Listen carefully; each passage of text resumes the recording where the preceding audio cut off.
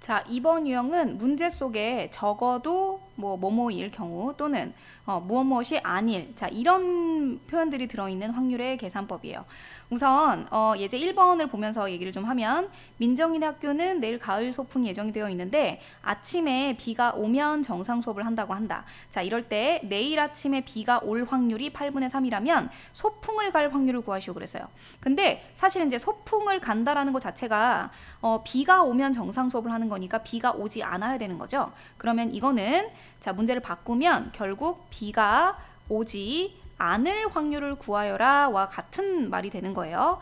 않을 확률.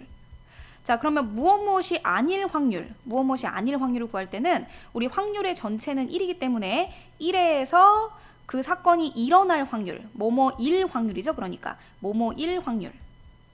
자, 이것을 빼서 우리가 구할 수가 있는데, 그럼 지금 아침에 비가 올 확률이 8분의 3이니까 비가 오지 않을 확률은 1-8분의 3이 되는 거겠죠. 따라서 정답은 8분의 5가 됩니다. 자, 계속해서 두 번째 예제 볼게요. 자, 이번에는 OX로 답을 표시하는 5개의 문제에 무심코 답을 표시할 때인가 찍는다는 얘기죠.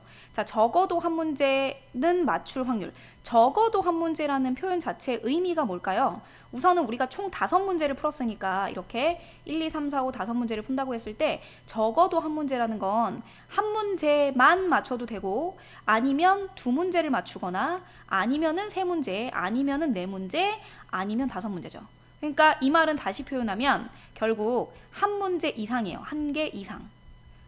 그러면 여기서 나올 수 있는 경우는 1개 맞추는 경우, 2개 맞추는 경우, 3개 맞추는 경우, 또 4개 맞추는 경우, 5개 맞추는 경우까지를 포함하는 거죠. 그런데 상황이 너무 많아요. 자, 그럼 결국 우리가 거꾸로 생각을 좀 해보면 자, 지금 1개 이상을 맞춘다라는 것의 반대 상황. 그러니까 우리가 이걸 여사건이라고 하죠. 그렇죠? 자, 거꾸로 된 상황을 생각을 해보면 하나도 못 맞추는 거죠. 자, 그래서 적어도라는 표현이 있을 때는 반대로 생각을 합니다. 여기서 반대라는 거는 상황적인 의미의 반대가 아니라 이것을 제외한 나머지. 자, 한 문제 이상을 맞추는 나머지 상황을 생각한다는 거예요. 전체 중에 그 나머지 상황은 빵개를 맞추는 거죠. 빵개. 자, 그러면 우리는 확률 1에서 어떻게 계산을 할 거냐면 5문제 모두 틀릴 확률이죠. 5문제 모두 틀릴 확률. 자, 그 확률을 빼면 나머지 1개일 때, 2개일 때, 3개일 때, 4개일 때, 5개일 때가 모두 구해집니다. 그러니까 이거는 이 5개를 다 구해도 되지만 시간적으로 나머지를 구하는 것이 훨씬 더 효과적이기 때문에 반대로 계산을 해주는 거예요. 자, 그러면 OX 문제니까 당연히 확률은 2분의 1이라고 생각을 해야 되겠죠? 한 문제를 맞출 확률도 2분의 1이고 틀릴 확률도 2분의 1이고, 첫 번째 문제 맞추지 못한다 하면 2분의 1, 두 번째 문제도 맞추지 못해야 되고, 세 번째 역시, 네 번째, 그 다음 5번째 역시. 자, 5문제를 모두 다 맞추지 못해야 되니까 2분의 1을 총 5번을 곱해주면 되겠죠? 그리고 이것을 전체 1에서 빼주면 되니까 1 빼기 32분의 1 하면 32분의 31이 돼요.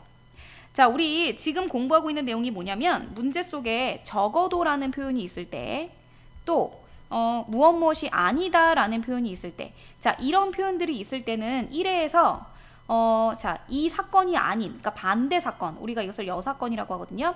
자, 여사건의 확률을 빼서 계산을 하는 거죠. 자, 그래서 두 가지 문제 비교해서 한번 공부를 해봤습니다.